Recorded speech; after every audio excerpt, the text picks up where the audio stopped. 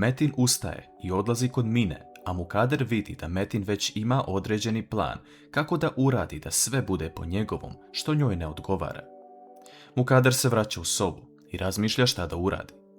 Ona teši sebe kako je uradila sve da zaštiti svog sina, ali sad opet mora ići protiv njega. Nakon što Džihan dođe kući, prvo mu Gulsum pritrči, govoreći da moraju što pre naći novu radnicu Vili, jer ona ne želi više da ostane ni minuta. Mukader također dolazi kod Džihana, govoreći da moraju popričati o nečemu važnijem, te da će Gulsum kasnije doći na red. Mukader već počinje da sprovodi svoj plan, a to je da nagovori Džihana da se pobrine za Metinovo lečenje.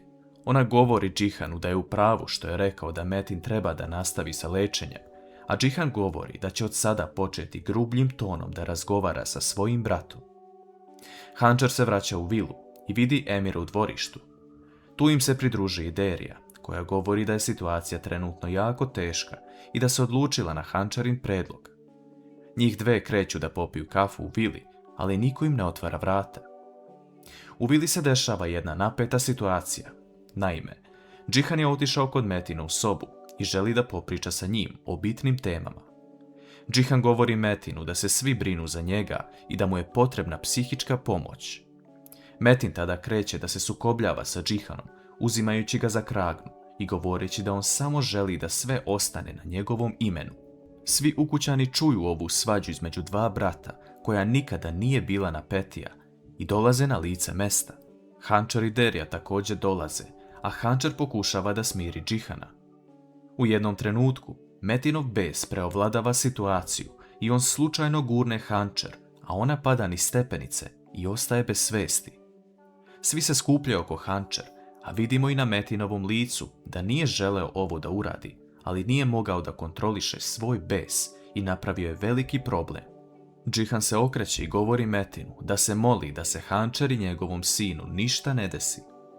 Džihan odmah odvodi Hančar u bolnicu sa Derijom, a Metin preispituje svoje postupke. Doktorka izlazi iz sobe i govori da je sve u redu i da nema problema ni sa Hančar ni sa bebom, ali da će zadržati u bolnici jedno veče. Džihan ulazi da popriča sa Hančar, izvinjavajući joj se što nije uspeo da spreči svog brata da ovo uradi. Hančar govori da Metin nije znao šta radi u besu i da ne treba da ga krivi, ali dodaje da je njemu potrebna pomoć. Džihan obećava Hančar da će sve biti u redu i da će pronaći način da ispravi ovu situaciju koja se trenutno dešava u vili. Metinova vrata sobe su poluotvorena, a Mine se nalazi u prolazu i vidi svog oca zamišljenog. Metin se okrene i vidi Mine, ali ona pobegne. Metin joj govori da dođe kod svog oca, jer on nije čudovište. Nakon što Mine sedne pored Metina, on je pita da li vidi strašnog čovjeka kada ga pogleda. Mine mu tada istinski govori da je on uvijek ljut i viče na sve. Metin se tada rastuži i zagrli Mine, govoreći da on nikada ništa ne bi uradio protiv nje i da ima plan kako da ispravi situaciju. Mukader zove Džihana i dobije informaciju da je sve u redu. Hančar priča sa Mukader na telefon, ali još uvijek ne može da izgovori reč majko. Ipak, ovu lepu vest Mukader prenosi Gulsum, ali tada se pojavljuju i Metin i Mine. Gulsum pobegne od Metina, a Mukader govori da je sve u redu sa Hančar i bebom. Vidimo da je tada Metinu lakše nakon što je čuo ovu vest, ali da li ga ovo može promeniti na bolje? Džihan ulazi kod Hančar u sobu, ali tamo sretne Deriju, koja je došla da posjeti Hančar, ali ona spava. Derija odlazi do restorana, a Džihan ostaje pored Hančar. Međutim, Esma pokušava da nazove Silu, ali ona se ne javlja. Esma kasnije pozove Hančar, ali javlja se Džihan, koji se predstavlja kao Hančarin muž. Kakav će biti Esmin odgovor na ovo?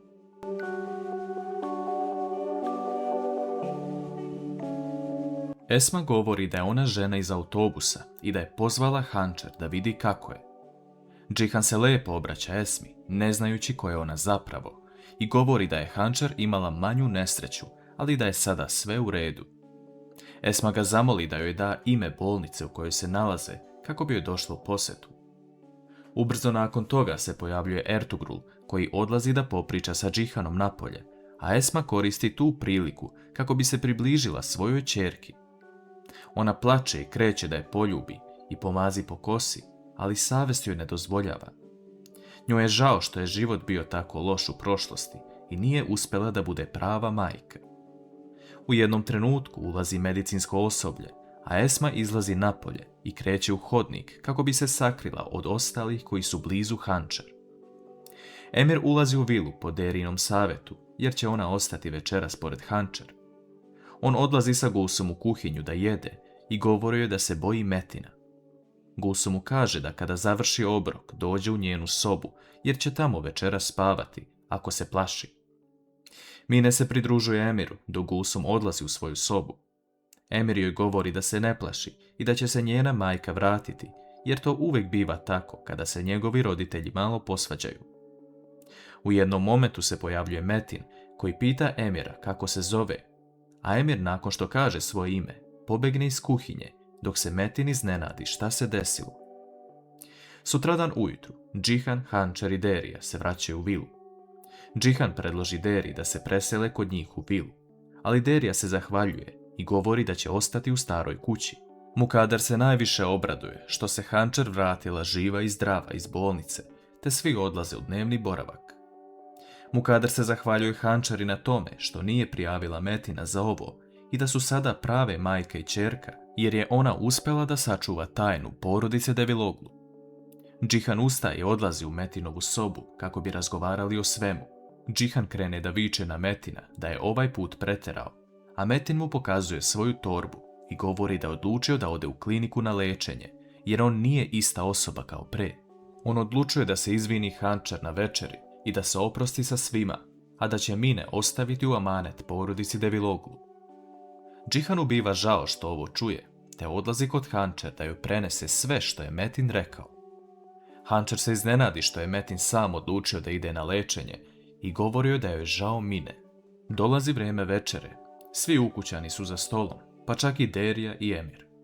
Metin govori da mora nešto da kaže Hančer, a Džihan govori Emiru i Mine da odu u svoju sobu sa Gulsum. Metin se javno izvinjava Hančer za to što je uradio i također navodi da ne može da prepozna sebe. Gurnuo je trudnu ženu svog brata niz stepenice, a i govorili su mu da je kriv zato što je sinem otišla, pa da je možda čak i učinio nešto gore, ali se ne sjeća toga.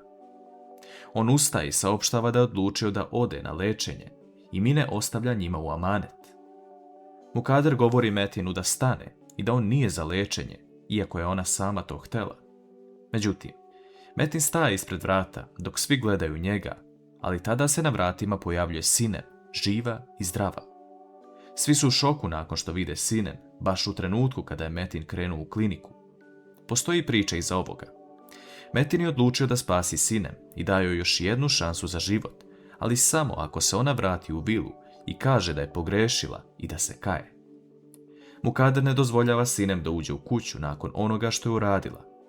Metin je svima dao do znanja da je Sinem ta koja je otišla od njega i sada niko ne želi da je pogleda u oči. Ali Džihan govori majci da pusti Metina i Sinem da pričaju i da se oni ne mešaju. Metin dozvoljava Sinem da uđe u kuću, a Mine tada silazi sa sprata i ugleda svoju majku. Sinem se obraduje što vidi Mine nakon toliko vremena, ali Mine se udalji i odlazi u svoju sobu. Džihan govori da niko neće ići iz vile, te da će Metin ostati sa njima.